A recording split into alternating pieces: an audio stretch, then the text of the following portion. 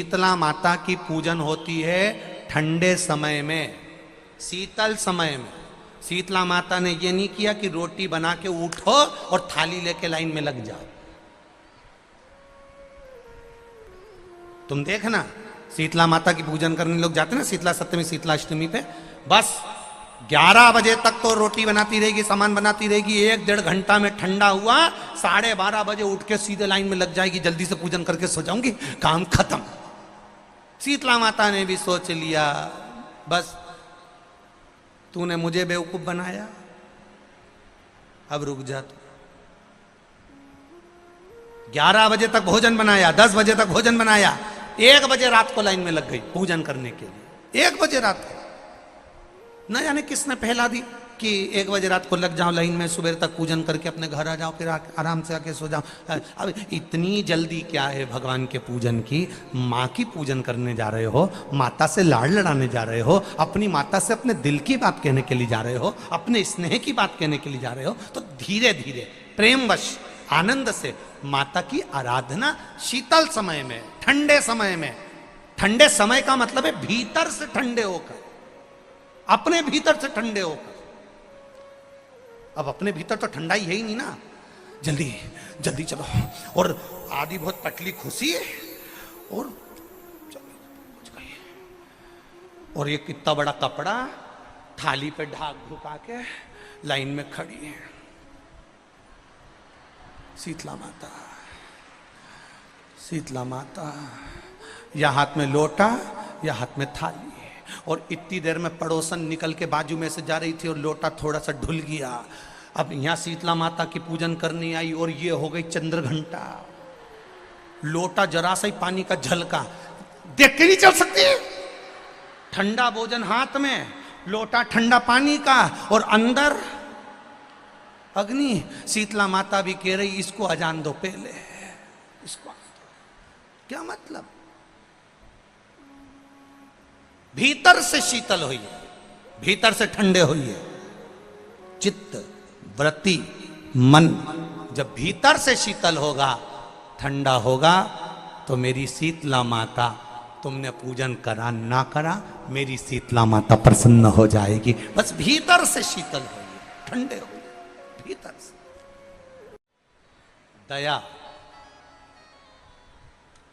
मां पार्वती जी बैठी हैं शिलाखंड पर, बच्चे के रोने की आवाज आ रही है वापिस। पार्वती मैया बेलपत्री के पत्ती की माला बना रही हैं, मंदार के फूल लगा रही हैं, शमी के पत्ते लगा रही हैं। कल आपको कथा में कहा था किन किन चीज में सुई का प्रयोग नहीं होता। ये सुई इसीलिए हमारे सनातन धर्म में बेटी की विदाई में चलनी, झाड़ू,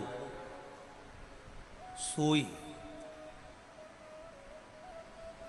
और अचार।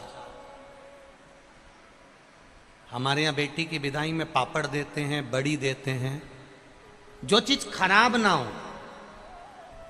हमारे यहाँ बेटी की विदाई में पापड़ बना कर देते हैं, बड़ी भी बनाते हैं, मूंग की आदि आदि चीज। पर कुछ चीजें हमारे यहाँ बेटी की विदाई में नहीं जाती महाराज। एक सुई, दूसरी जम के बोलो जरा, झाड़ू, तीसरी चलनी, और चौथी अचार की बरनी। ये चीजें नहीं।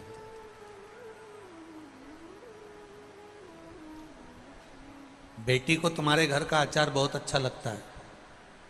वो कहती है मम्मी मेरी माँ बहुत अच्छा अचार डालती। तो बेटी से कह देना बेटा एक काम कर, तू केरी मंगवा के रख ले, तू गोंदिया मंगवा के रख ले, नींबू मंगवा के रख ले, मैं आऊँगी आधा घंटा के लिए तेरे यहाँ अचार डाल के वापिस आ जाऊँगी। मैं दुनिया का सारा सामान बेटी को दे सकती हूँ, पर बेटी की जिंदगी में खटास उत्पन्न हो, बेटी के जीवन में कहीं सड़न उत्पन्न हो, इसलिए मैं अचार नहीं दे सकती, सुई नहीं दे सकती, झाड़ू नहीं दे सकती, और चलनी नहीं दे सकती।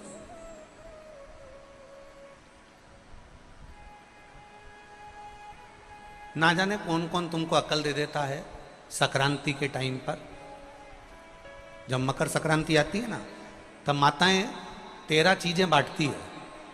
इधर बेटमा साइड बांटते कि नहीं बांटते? अरे बोलो, जम के बोलो। बांटते हैं। तो किसी पुराण में ये लिखा था कि आटा छानने की चलनी वो 13 चीज में बांट देना। पर माताओं में ना जाना कहां से वो लेकर आ गई कि मैं तो अब की बार 13 चीज में चलनी बांटूंगी। कौन ने कहा ये बांटने का?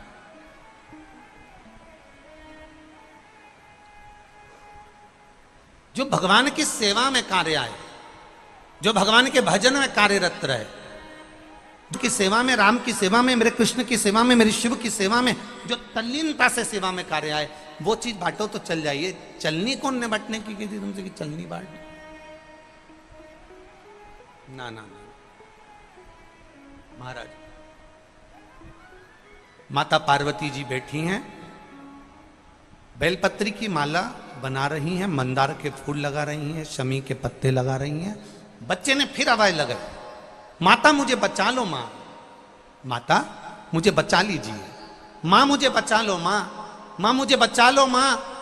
पार्वती जी फिर खड़ी हुई और माता पार्वती जी ने शिलाखंड पर खड़े होकर वापस निहारा, कोई बच्चा नजर नहीं आया, कोई बच्चा नजर नहीं आया।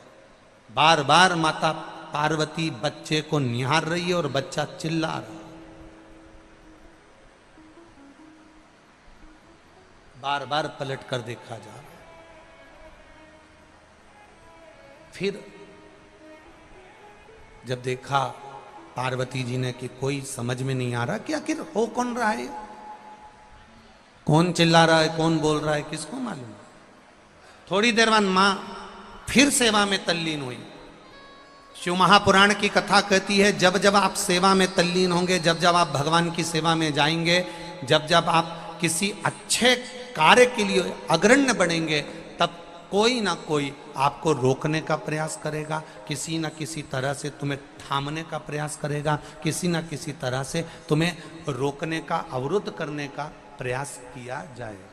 पर तुम्हारी भक्ति प्रबल होना चाहिए, दृढ़ता प्रबल होना चाहिए।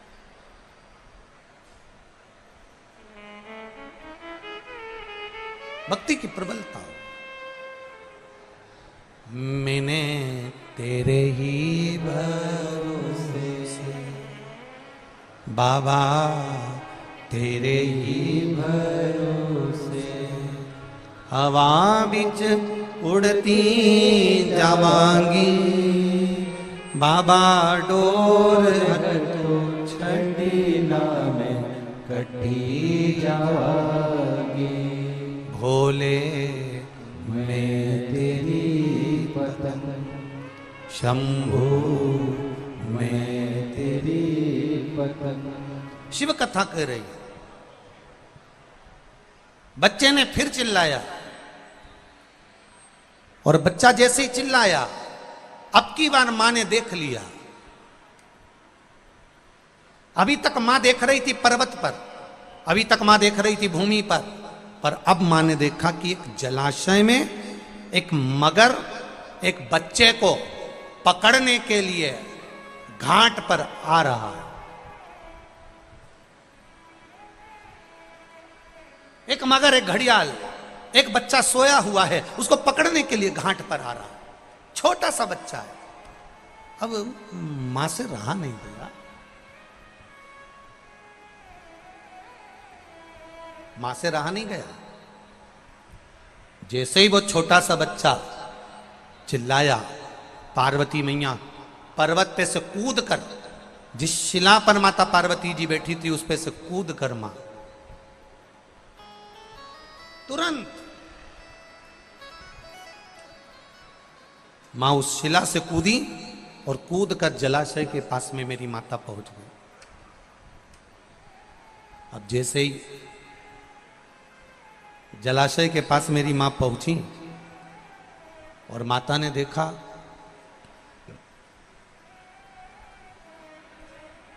बच्चा चिल्ला रहा है, मां मुझे बचा लो, मां मुझे बचा लो, मां ये घड़ियाल, ये मगर, ये ग्रह मुझे खा जाएगा, आप बचा लो मुझको। मां जाकर घाट पर खड़ी हो गई और खड़ी होकर माता ने घड़ियाल को रोका, ए घड़ियाल, ए ग्रह रुक, ए ग्रह रुक जा, तू इस बच्चे को नहीं खा सकता, तू इस बच्चे को नहीं खा सकता। घड़ियाल मुस्कुराकर बोला, हंसकर बोला, पार्वती जी, इस सरोवर पर दिन के तीसरे पहर में जो भी मुझे मिलेगा वो मेरा भोजन होगा, ये मुझे वर प्राप्त है।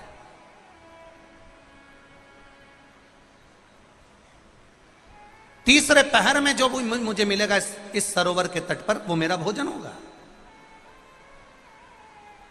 अब देखिए, किसी किसी का एक समय होता है, जैसे आज बेटमा वालों की किस्मत है, आज बेटमा वालों का भाग्य है कि शनि प्रदोष के दिन आप ये पावन शिव महापुराण की कथा सुन रहे हो, तो ये आपका भाग्य है।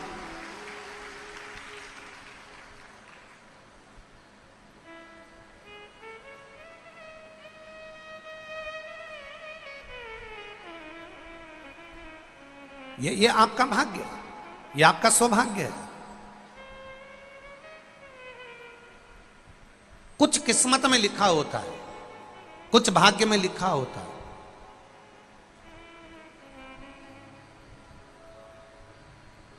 अब एक ग्रह, तुम इस बच्चे को नहीं खा सकते। ग्रह कह रहा है कि दिन के तीसरे पहर में जो भी मुझे भोजन मिलेगा मेरे घाट पर मुझे खाना है, क्योंकि ये मेरा आहार है, ये मेरा भोजन है, मैं इसको खाऊंगा। नहीं नहीं नहीं, मां कहती है तुम इसे नहीं खा सकते, क्योंकि ये मुझे पुकार रहा है, ये मुझे आवाज दे रहा है, और अगर ये मुझे पुकार रहा है, मुझे आवाज दे रहा है, तो तुम कैसे खा सकते हो इसको? तुम खा नहीं सकते। पार्वती जी कहती हैं तुम इस बच्चे को छोड़ दो। ग्रह कहता है ये बच्चा कौन है, तुम्हें मालूम है क्या? किसकी संतान है, तुम्हें मालूम है क्या? किसी भी चीज का उद्यापन करो, 16 सोमवार का उद्यापन करो, चाहे तुम शुक्रवार का उद्यापन करो, चाहे तुम सोमवार का उद्यापन करो, चाहे तुम एकादशी का उद्यापन करो, चाहे तुम प्रदोष का उद्यापन करो, चाहे तुम जिस भी व्रत का उद्यापन करो, शिव महापुराण की कथा कहती है अपने घर के लोगों को गिनने से पहले बाहर के लोगों को गिनना जरूरी है। थोड़ा ध्यान देना। और आप लोग क्या करते हो? उद्यापन में सबसे पहले अपनी जेठानी को गिन लिया, इसको गिन लिया, उसको गिन लिया, उसको गिन लिया। और शिव महापुराण की कथा कहती है जेठानी तो तुम्हारे यहाँ का भोजन करेगी क्योंकि रिश्तेदार है, ननन तुम्हारे यहाँ का भोजन करेगी क्योंकि रिश्तेदार है, तुम्हारी देवरानी भोजन करेगी क्योंकि रिश्तेदार है, तुम्हारी चाची सास भोजन करेगी क्योंकि रिश्तेदार है, तुम्हारी काकी सास भोजन करेगी क्योंकि रिश्तेदार है। जब हम उद्यापन में दूसरे को गिनते हैं और उसको कोई सामान देते हैं, उसकी कोई सामग्री, कोई सुहाग की पिटारी, कोई सामग्री हमने उसको उद्यापन में दी, तो वो हमारा दान कहलाता। हमने अपने परिवार वाले को भोजन कराकर अपन ने उद्यापन में गिन दिया और अपने परिवार वालों को दे दिया। इसको देना नहीं कहते, इसको दान नहीं कहते, इसका पुण्य आधा हो जाता है। इसके पुण्य की परिभाषा यहां नहीं कहा जाए। अब और सरल भाषा में समझ लीजिए। कई माताएं कहती है हमने तो अपनी बेटी को यह सामान दे दिया, मतलब हमने खूब दान कर दिया। अब एक बहुत अच्छे से समझ लेना, हमने हमारी बेटी को यह दे दिया तो हमने दान दे दिया। हमने हमारी बेटी को पापड़ बना के दे दिया, हमने तो बहुत दान कर दिया। हमने हमारी बेटी को साड़ी दिला दी, हमने दान कर दिया। हमने हमारी बेटी को सामान दिला दिया, हमने दान कर दिया। बेटी दान लेने की हकदार नहीं है, बेटी अपने मायके का हक लेने को दमदार है। तुम बेटी को एक साड़ी देकर ये मत सोचना कि हम दान दे रहे हैं। बेटी तो खुद कन्यादान में जाती है। आप बेटी को अगर वस्त्र दे रहे हो तो दान नहीं कर रहे हो। आप बेटी को कोई सामग्री दे रहे हो तो दान नहीं कर रहे हो। आप बेटी को कोई सामान दे रहे हो, दान नहीं कर रहे हो। आप बेटी के बेटे को 500 रुपए का लिफाफा दे रहे हो, ये दान नहीं कहला रहा है। ये वो अपना हक लेकर जा रही है। आई है माँ बाप के घर में तो साड़ी तो देना पड़ेगी, नहीं देगी तो काले कोट वाला दिला देगा। उसमें ये दान नहीं है कि तुम कह दो कि नहीं साहब हमारी तो हमने बहन बेटी के दान दे दिया, हमने तो हमारी बहन बेटी के दान दे दिया, हमने तो हमारी बहन बेटी के दान दे दिया, तो बहन बेटी कहीं भिक्षा मांगे तुमसे? अरे बोलो तो नहीं बेटवा वाली हो, बोलो बोलो जम के बोलो, तुम क्या भिक्षा मांगो कि हम भैया के जाएं तो दान दे के आएंगे? दान लेकर बहन बेटी नहीं आती, बेटी अपने भाई के यहां से दान लेकर नहीं आती, बेटी अपने मायके से दान लेकर नहीं आती, बेटी मायके में जाकर अपने माँ बाप से और कहती है कि किसी ब्राह्मण को बुलाकर मम्मी सत्यनारायण की कथा कराकर थोड़ा सा दान दे दो, ये बेटी कहती है। बेटी दान लेकर नहीं आती है, बेटी दान दिलवा कर आती है। और बेटी मायके से अगर एक साड़ी भी लेकर आती है तो वो दान की नहीं, बेटी अपना हक लेकर आती है। जब तक माँ बाप हैं तब तक बेटी लेकर आ रही। तो जितनी भी भाभियां हैं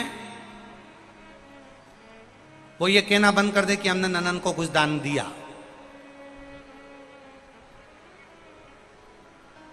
दान नहीं, हम जानते हैं तुम अगली बार हमें बेटवा नहीं बुलाओगे इस बात के लिए, भले मत बुलाओ। और जो रीत की बात है, यहाँ शिव महापुराण की कथा कह रही है, यहाँ शंकर जी का संवाद कह रहा है कि पार्वती जी कह रही हैं कि ग्रह कह रहा है पार्वती जी से, इससे तुम्हारी कोई रिश्तेदारी है? ये बच्चा कौन है तुम पहचानती हो? इसके माँ बाप को जानती हो? इसकी रिश्तेदारी पहचानती हो? इस बच्चे को क्यों बचाना चाहती हो? इस बच्चे को मुझे खाने क्यों नहीं देना चाहती? पार्वती जी कहती हैं अगर मेरी संतान होती तो मैं छोड़ देती, पर ये ना जाने कौन है, किसका पुत्र है, उसने मुझे पुकारा है, इसलिए मैं इसको बचाना चाहती हूं। बहुत ध्यान देना, अतिथि देव भव, अतिथि देव भव। ये इतने सारे लाखों लोग आए हैं बेटमा में, इनसे किसी की रिश्तेदारी है क्या? अरे बोलो जम के बोलो, नहीं है।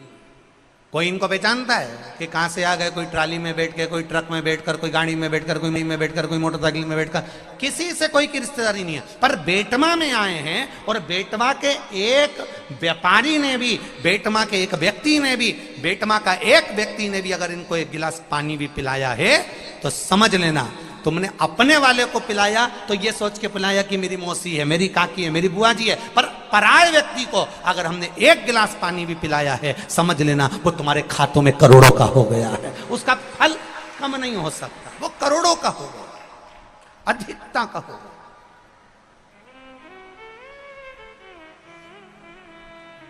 आज ये विशाल पटेल जी कथा करवा रहे हैं, विधायक जी कथा करवा रहे हैं। ये कथा चाहते तो छोटे रूप में करा देते कि मेरे घर का व्यक्ति सुन लेगा, परिवार का। ना ना ना ना, उन्होंने कथा करवाई संपूर्ण क्षेत्रवासियों के लिए कि पूरा देपालपुर क्षेत्र का एक एक बच्चा भले कथा में आए ना आए, आस्था चैनल पर सुने, चाहे फेसबुक पर सुने, चाहे पंडाल में बैठकर सुने। तो एक विशाल पटेल जी ने विचार करा कि कम से कम क्षेत्र का व्यक्ति अगर कथा सुनेगा, भले उसके कानों में जाए ना जाए, पर हमारे क्षेत्र का कल्याण हो जाए। ये कथा का मूल लक्ष्य है, ये कथा का मूल लक्ष्य तत्व वही सम्मिलित है।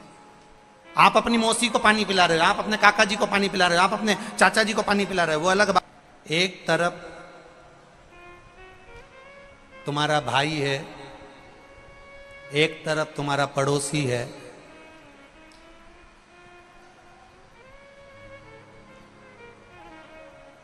तुम गाड़ी से जा रही हो, इधर भाई है, इधर पड़ोसी है, तुम किसको मारोगी?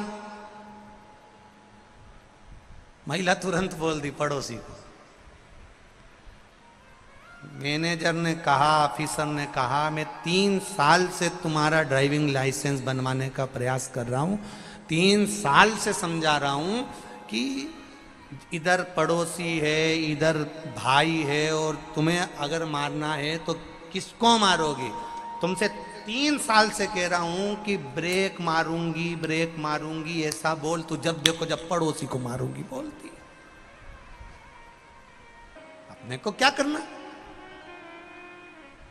शिव मंदिर में जाना, शंकर के मंदिर में जाना, 1 लोटा जल अगर शंकर भगवान को चढ़ा रहे हो अपनी सामर्थ्यता के अनुसार, पड़ोसन चांदी के लोटे से जल चढ़ा रही है, उससे हमें मतलब नहीं। पड़ोसन सोने के लोटे से जल चढ़ा रही है, हमें उससे मतलब नहीं। पड़ोसन किस लोटे से जल चढ़ा रही है, हमें उससे मतलब नहीं है। आपके पास में जो पात्र है भगवान को, उस पात्र से जल चढ़ाओ, एक दिन आएगा भगवान तुम्हारे हाथ में भी चांदी का लोटा पकड़ा देगा। ईर्ष्या से नहीं, ईर्ष्या से नहीं।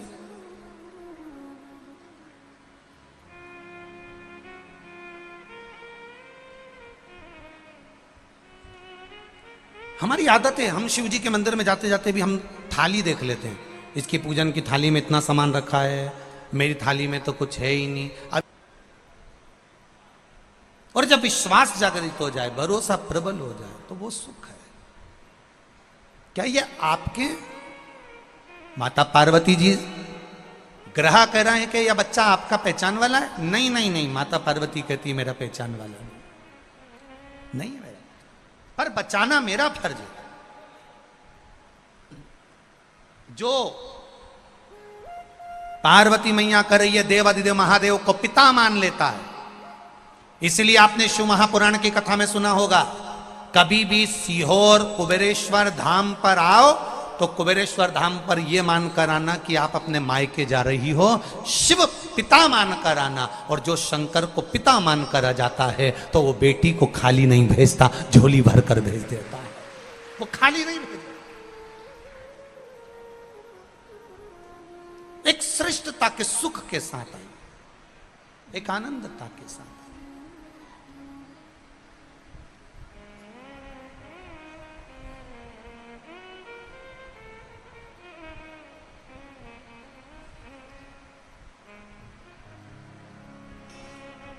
महाराज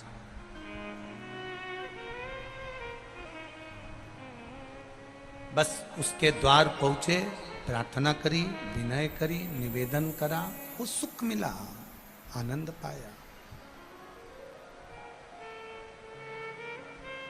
बच्चे को मैं एक शर्त पर छोड़ सकता हूं। कौन सी शर्त? तुमने जिंदगी में जितना तप करा, जितनी आराधना करी, जितनी साधना करी, जितनी पूजन करी, जितना व्रत करा, जितना उद्यापन करा, सारे व्रत का, तप का, साधना का सब कुछ फल तुम्हें मुझे देना पड़ेगा। तुम इस बच्चे को छोड़ देता हूं। अगर तुम स्वीकार करो तो इस बच्चे को छोड़ दो। अब ध्यान देना जरा सा,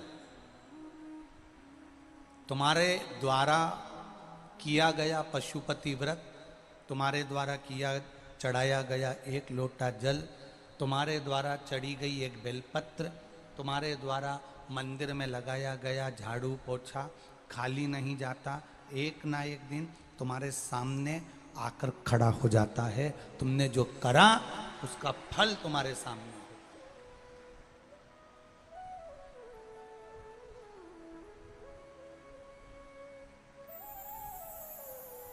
जो तुमने करा उसका फल मिलेगा।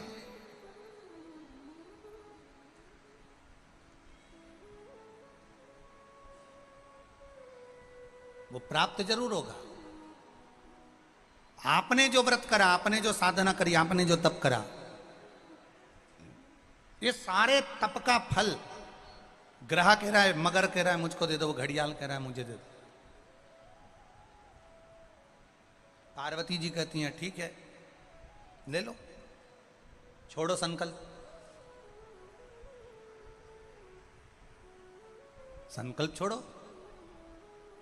पार्वती मैया ने सरोवर का जल हाथ में लिया और सरोवर का जल हाथ में लेकर माता पार्वती जी कह रही हैं, सुनो ग्रह, ए घड़ियाल, ए मगर, इस अनजान बच्चे के प्राण को बचाने के लिए मेरी जिंदगी का जितना मैंने तप करा, साधना करी, व्रत करा, उद्यापन करा, जो भी करा, सब तुझे देती हूं। जल छोड़कर दे दिया, जल छोड़कर दिया। ग्रह जो अभी तक बेकार दिख रहा था, ग्रह जो अभी तक भयंकर दिख रहा था, जैसे ही पार्वती जी का तप साधना का बल उस ग्रह को मिला, मिलते से ही वो ग्रह चमकने लगा, एकदम सुंदर हो गया।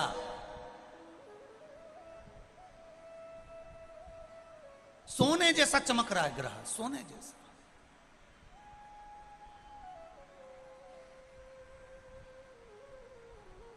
भाई क्रीम की चमक 15 दिन, 20 दिन, 6 महीना, 8 महीना रहती है, पर अच्छे कर्म की चमक जिंदगी भर मरते दम तक रहती है। अच्छे कर्म की चमक। फिर कहेंगे एक बार, मत बुरे कर्म कर बंदे वरना पछताएगा, भगवान की आंखों से तू बच नहीं पाएगा, तू बच नहीं पाएगा। अरे ओ अज्ञानी मत करना, तेरे कर्म का फल भी तो ही पाएगा, जैसा किया तूने तेरे आगे आएगा। मत बुरे कर्म कर बंदे वरना पछताएगा, भगवान की आंखों से तू बच नहीं पाएगा, तू बच नहीं पाएगा। शिव कथा कह रहे,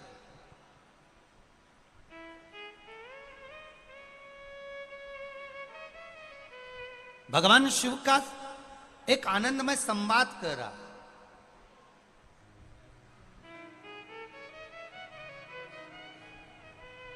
पार्वती जी ने दे दिया अपना तब्बल, ग्रह चमकने लगा, मगर चमक गया, सुंदर हो गया, एकदम सोने जैसा चमक रहा था मगर। प्रसन्न चित्त में मगर ने कहा, ग्रह ने कहा, पार्वती जी आप इस बच्चे को लेकर जा रही हो, आपका ये बच्चा मैंने छोड़ दिया है, इसको मैं अब खाऊंगा नहीं, पर एक निवेदन करना चाहूंगा, आपकी जिंदगी लग गई, हजारों वर्ष आपने तप करा, बेलपत्री का पत्ता खाया, नासिका के एक श्वास से श्वास लेना, उसी से छोड़ना, वो भी छोड़ दिया आपने, आपके शरीर पर मिट्टी दबती जलती चली गई, और आपने इतना बड़ा बड़ा तप करा, साधना करी, और 1 मिनट में पराए बच्चे के लिए आपने वो तपबल दे दिया, आपने वो तपबल एक पराए बच्चे के लिए दे दिया।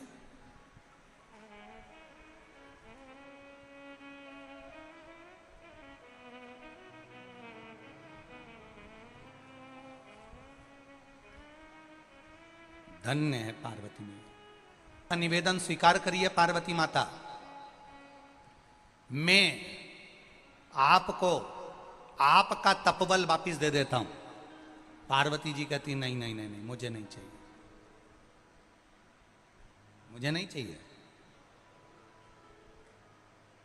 क्या करूंगी अब मैं इस तब्बल का?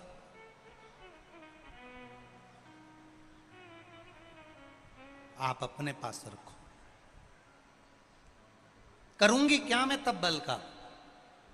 पार्वती जी हजारों वर्ष का तप है तुम्हारा, जिस तप के बल पर तुम्हें देवाधिदेव महादेव मिले हैं, जिस तप के बल पर महादेव ने तुम्हें वर्ण किया है, जिस तप के बल पर भगवान शिव ने तुम्हें अपना बनाया है, यह हजारों वर्ष का तप है, हजारों वर्ष का।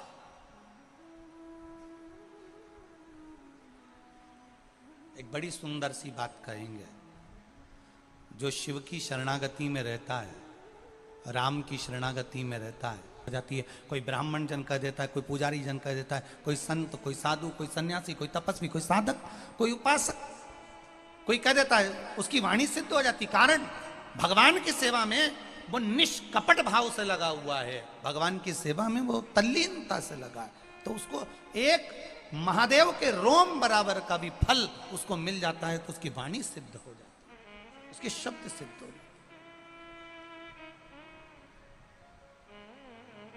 इस व्यासपीठ से, बेटमा की इस पावन धरा से आज एक बात कहना चाहेंगे, आपकी जिंदगी में अच्छी लगे उतार लेना। जितने लोग आस्था चैनल पर सुन रहे हैं, जितने फेसबुक यूट्यूब पर सुन रहे हैं, वो भी अच्छे से सुन लेना। एक लोटा जल लेकर जो देवाधिदेव महादेव के मंदिर जा रहा हो, जो शंकर भगवान की आराधना कर रहा हो, रामकृष्ण की आराधना में डूबा हुआ हो, निवेदन है उसको देखकर कभी जिंदगी में हंसना मती, और उस पर कभी उंगली उठाना मती, नहीं तो जिंदगी भर ना उंगली रहती है, ना कहने के लिए शब्द रह पाता। जो नारी, जो बच्चा, जो पुरुष, जो बच्चा युवान हो, बूढ़ा हो, जवान हो, किसी अवस्था का हो, नारी हो, पुरुष हो, ब्राह्मण हो, क्षत्रिय हो, वैश्य हो, शूद्र हो, जिस वर्ण का हो, अगर वो शिव की आराधना में लगा है, शंकर के मंदिर में रोज जा रहा है, प्रतिदिन शिवालय में जाकर सेवा कर रहा है, भले झाड़ू लगाए, पोछा लगाए, एक लोटा जल चढ़ाए, चाहे बेलपत्री रखे, चाहे निर्माल्य को लेकर विसर्जन करिए, कुछ भी, अगर वो शिवालय में जा रहा है, शंकर की गुणगान गा रहा है, शंकर की आराधना कर रहा है, शिव महापुराण कथा सुन रहा है, शिव की अर्चना में लगा है, जिंदगी में कभी उस पर ना तो उंगली उठाना, ना कभी अपशब्द कहना, क्योंकि शिव के भक्त कभी पलटकर जवाब नहीं देते, पर शिव के भक्त का जवाब वो महाकाल राजा कालाधिपति समय के अनुसार दे ही देता है, वो देता है। शिव का भक्त कभी जवाब नहीं देता, शंकर कालाधिपति त्रिकालदर्शी कैलाशी स्वयं देता है। जिस घर में माता पिता रहते हैं, उस घर में बच्चे अगर झगड़ते भी हैं ना, तो सबसे ज्यादा डांट लगाने वाले माता पिता होते हैं। बच्चे आपस में डांट नहीं लगाते, बहुएं आपस में डांट नहीं लगाती, पति देवर आपस में डांट नहीं लगाते। घर के बुजुर्ग बैठे हैं तो कह देते हैं अभी हम जिंदा हैं, क्या बड़बड़ कर रहे हो, चुपचाप बैठो, हम बैठे हैं ना, निर्णय हम देंगे, काम हम करेंगे। ब्रह्मा ब्रह्म लोक में रहते हैं, भगवान विष्णु बैकुंठ लोक में रहते हैं, मृत्यु लोक का देवाधिदेव है महादेव। शंकर भगवान कहते हैं तुम्हारा बाप बैठा है, पिता बैठा है, जवाब मैं दूंगा, तुम्हें देने की जरूरत नहीं।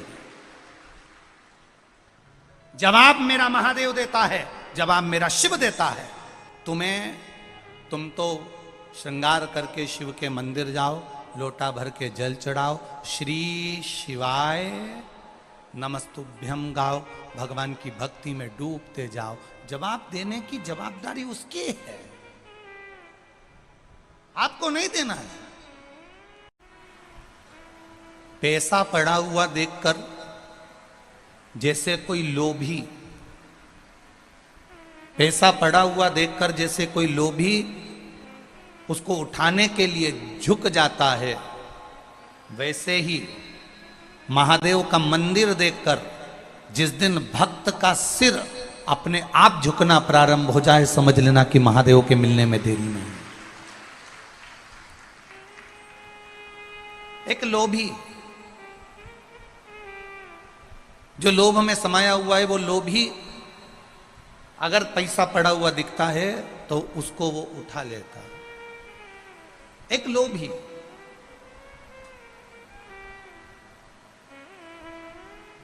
पड़े हुए पैसे को देखकर झुक जाता है, उठा लेता है। उसी तरह जो पुण्यात्मा होता है, जो धर्मात्मा होता है, जिसके भीतर कहीं सनातन धर्म समाहित होता है, जिसके भीतर भगवत भजन समाहित होता है, जिसके भीतर परमात्मा की भक्ति समाहित होती है, वो गाड़ी से जा रहा है, मोटरसाइकिल से जा रहा है, स्कूटर से जा रहा है, साइकिल से जा रहा है, पैदल जा रहा है, और उसको मालूम पड़ जाए कि यहाँ शिवालय है, यहाँ शंकर, भजनावली, शिव की भक्ति करने वाला शिव का मंदिर देखकर झुक जाता है।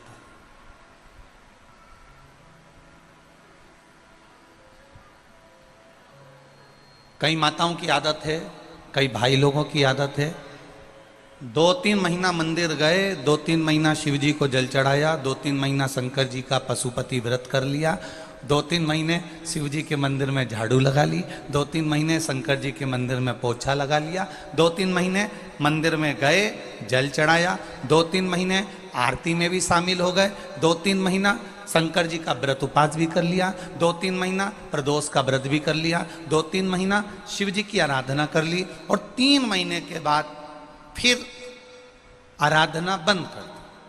अब ना तो मंदिर में लोटा भर के जल चढ़ाएगी, अब ना सोमवार का व्रत करेगी, अब ना पशुपति व्रत करेगी, अब ना कोई मंदिर में जाकर झाड़ू लगाएगी, ना पोछा करेगी। उससे पूछा गया, क्यों भाई? अरियो जी, तूने मंदिर जाना क्यों बंद कर दिया? अरे भोलानाथ जी हमारी सुने ही नहीं। अच्छा, भोलानाथ जी नहीं सुना तो तूने मंदिर जाना बंद कर दिया हो? अब मैं काय को मंदिर जाऊं, मैं काय को जल चढ़ाऊं, अब मैं काय को लोटा भर के पानी चढ़ाऊं? भोलानाथ जी तो मेरी सुने ही नहीं। पर शिव महापुराण की कथा कहती है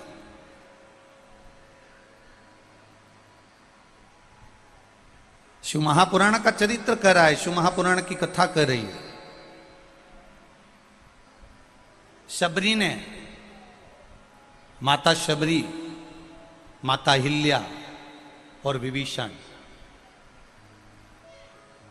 ना तो माता शबरी को मालूम था कि राम आएंगे, ना माता अहिल्या को मालूम था कि राम आएंगे, और ना विभीषण को मालूम था कि राम आएंगे।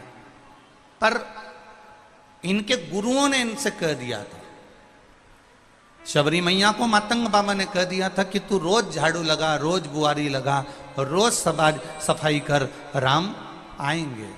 अहिल्या से गौतम बाबा ने कह दिया था राम आएंगे, चरण रज चढ़ेगी और तुझे मुक्ति मिलेगी। विभीषण ने शिवजी के मुख से सुन लिया था कि राम आएंगे और तुझे दर्शन मिलेगा। अब कब आएंगे कोई भरोसा नहीं, कितने बजे आएंगे कोई भरोसा नहीं, कौन सी तिथि को आएंगे कोई भरोसा नहीं। अब सबरी मैया ने भी बाट जोई, इंतजार करा, अहिल्या माता ने भी इंतजार करा, विभीषण ने भी इंतजार करा। रोज माता शबरी झाड़ू लगाती है, बुआरी लगाती है, सेज बिछाती है। रोज माता शबरी बेर तोड़ कर लाती है। प्रतिदिन रोज शबरी बेर लाए, झाड़ू लगाए। अरे शबरी बुआरे रास्ता आएंगे राम जी,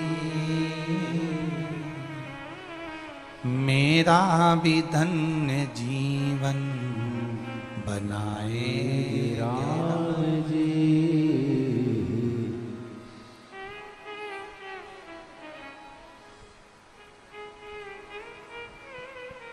गई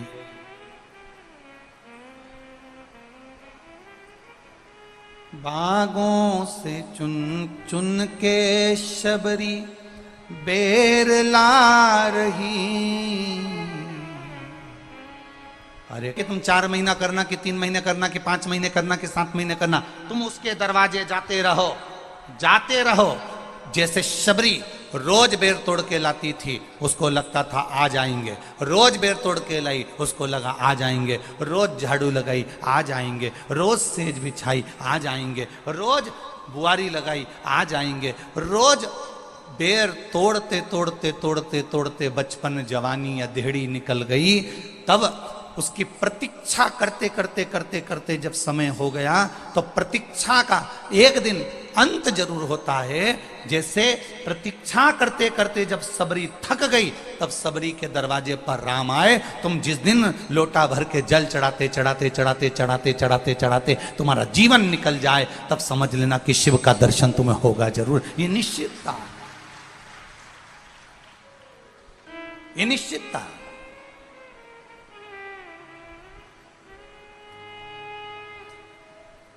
आप करो भजन शंकर का,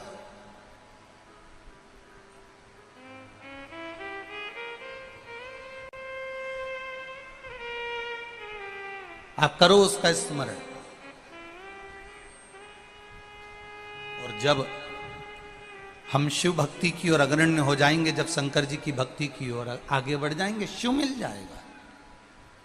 शबरी मैया ने रोज बुआरी लगाई, प्रतीक्षा करते करते करते करते इंतजार करते करते समय बीत गया, राम जरूर आए।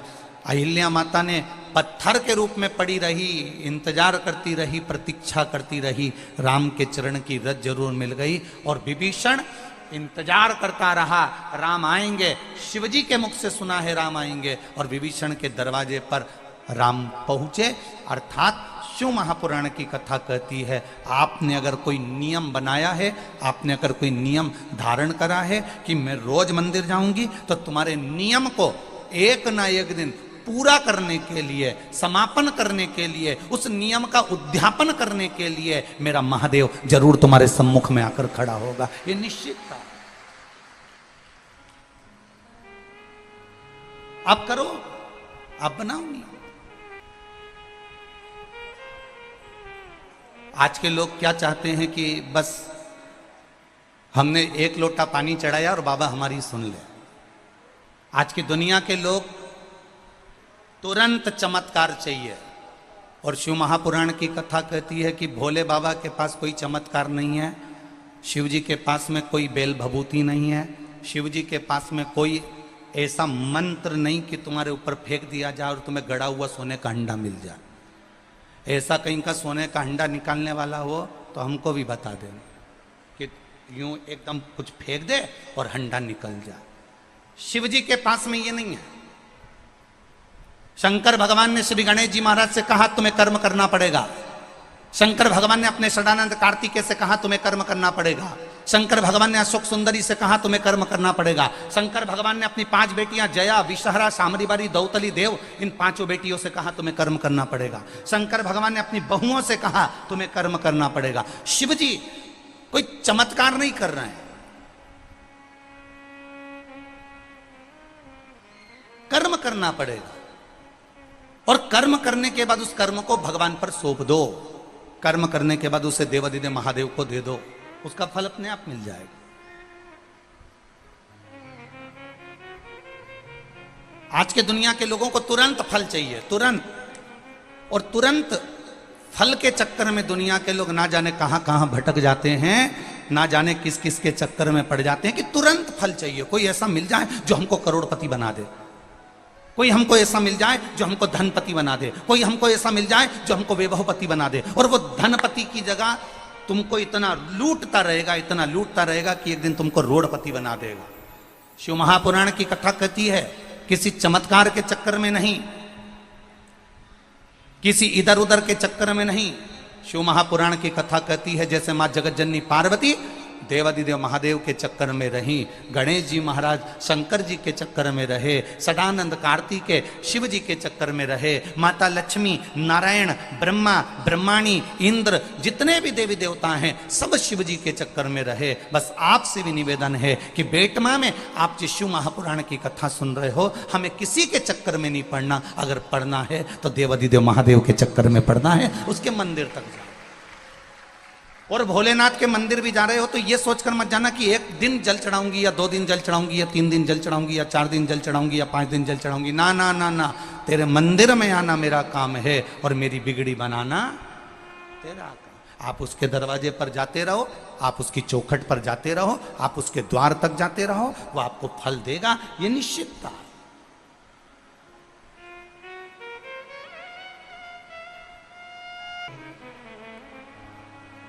मैंने तेरे ही भरोसे हवा बिच उड़ती जावांगी, बाबा डोर तो छड़ी कटली जावांगी। 4 दिन का ऐसा भजन मत करना कि 4 दिन की तुम वो कहे ना 4 दिन की चांदनी फिर अंधेरी रात। ऐसा भजन नहीं चाहिए कि सावन का महीना आया तो मस्तक पर त्रिपुंड लगा लिया, सावन का महीना आया तो रुद्राक्ष की माला धारण कर ली, सावन का महीना आया तो तुम व्रत करने लगे, सावन का महीना आया तो शंकर जी के भक्त हो गए, सावन का महीना आया तो तुम शिव की आराधना करने लगे, सावन का महीना गया तो शंकर जी के भगत भी गायब हो गए। तुम बरसाती मेंढक मत बनना कि जो बारिश में नजर आता है, तुम भगवान के वो भक्त बनना कि अगर एक दिन तुम शंकर के मंदिर नहीं जाओ तो शंकर भगवान ढूंढता ढूंढता तुम्हारे गांव में आ जाए, ऐसे भक्त बनिए।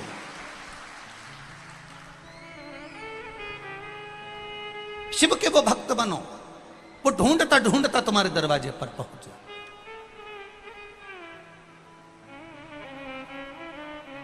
कल विशाल भैया नहीं माने, हम वैसे तो किसी से मिलते कम ही हैं, मिलते नहीं, पर कल विशाल भैया नहीं माने। गुरुजी सबका मन है थोड़ी देर आप मिल लिया करो। तो शायद बहुत सालों के बाद शाम को 8:30 बजे सबसे थोड़ी देर मिलना हुआ। मिलना क्या हुआ, आप लोगों के भाव मालूम पड़े।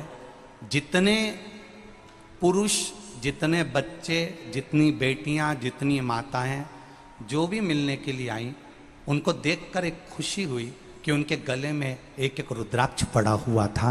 वो देखकर एक आनंद समा गया। धन्य आपको, प्रणाम करता हूं आपके पावन चरणों को। एक बार रामकृष्ण परमहंस जी वृंदावन की रज में पहुंचे।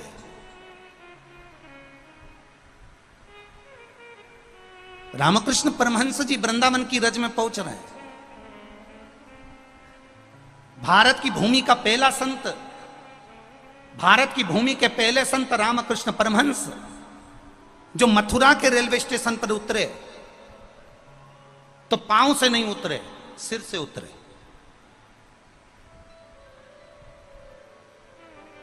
किसी ने पूछा रामकृष्ण परमहंस जी से, गुरुदेव मथुरा के रेलवे स्टेशन पर उतर रहे हो, पांव से उतरो, ट्रेन से सिर के बल उतरोगे तो गिर जाओगे।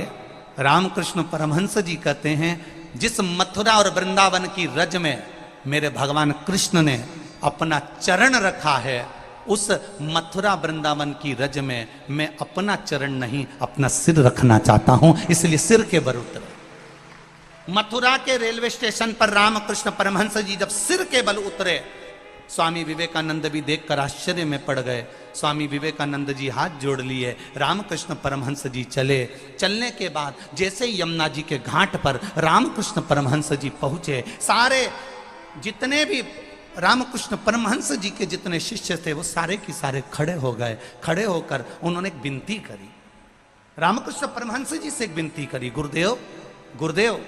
गुरुजी बोले, बोलो क्या बात है? हमें इतनी सी बात मालूम करना है गुरुजी। कौन सी बात? भगवान कृष्ण की बंसी में ऐसा क्या था कि आधी रात को भगवान कृष्ण बंसी बजाते थे और गोपियां सुध भूल जाती थीं, गोपियां अपना परिवार छोड़ देती थीं, गोपियां अपना घर छोड़ देती थी, गोपियां अपना कुटुंब छोड़ देती थीं और आधी रात को भगवान कृष्ण की बंसी की धुन पर दौड़कर आ जाती थी। आखिर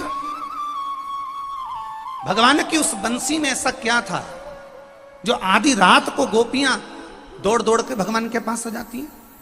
रामकृष्ण परमहंस जी ने कहा, अगर तुम्हें सुनना है कि उस बंसी में ऐसा क्या था कि गोपियां आधी रात को भगवान के पास आ जाती थी, यमुना जी के तट पर आ जाती थी, तो मैं रात को 3 बजे बताऊंगा कि भगवान की बंसी में ऐसा क्या था। कितनी बजे रात को? जम के बोलो जरा। 3 बजे रात को बताऊंगा। अब 3 बजे रात को भगवान की बंसी में ऐसा क्या था जो गोपियां दौड़कर आती थी, सुनने के लिए उनके शिष्य थे 100। उनके इस बात को सुनने के लिए आ गए 2-4 हजार। यमुना जी का पूरा घाट भरा गया। इतनी भीड़, इतनी भीड़, इतनी भीड़ कि अपार जन समुदाय हो गया। अब रामकृष्ण परमहंस जी 3 बजे नहीं आए, 3:30 बज गई, रामकृष्ण परमहंस जी नहीं आए।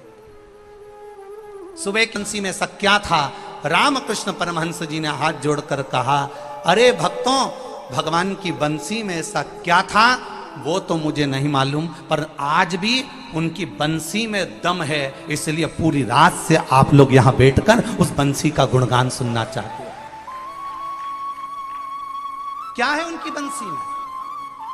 हमें नहीं मालूम, हम नहीं जानते, पर कुछ तो है, कुछ तो है उस बंसी में, इसलिए गोपियां भूल जाती थी और इसलिए आप सब। अब कई लोग हमसे भी प्रश्न करते हैं कि आखिर ये सीहोर के रुद्राक्ष में ऐसा क्या है जो 20 लाख 22 लाख लोग पहुंच गए? तो हम भी उनसे कहते हैं कुछ तो होगा रुद्राक्ष में, नहीं तो ये 22 लाख अपना घर छोड़कर पहुंचते क्या? कोई कहे शंकर कहां मिलेगा? कहां?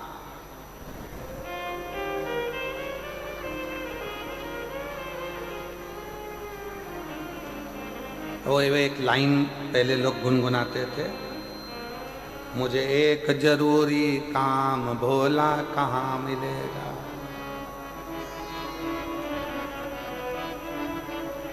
मैंने ढूंढा नाम तमाम भोला कहाँ मिलेगा।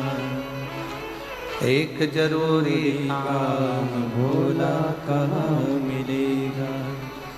मैंने ढूंढा देश तमाम भोला कहाँ मिलेगा, कहाँ मिलेगा, कहाँ मिलेगा, कहाँ मिलेगा, कहाँ मिलेगा, कहाँ मिलेगा, कहाँ मिलेगा रे। और मैंने ढूंढा देश तमाम भोला कहाँ मिलेगा, मुझे एक जरूरी काम भोला कहाँ मिलेगा। एक जरूरी काम है मुझे शंकर भगवान से। एक जरूरी काम। कहाँ कैसे मिलेगा?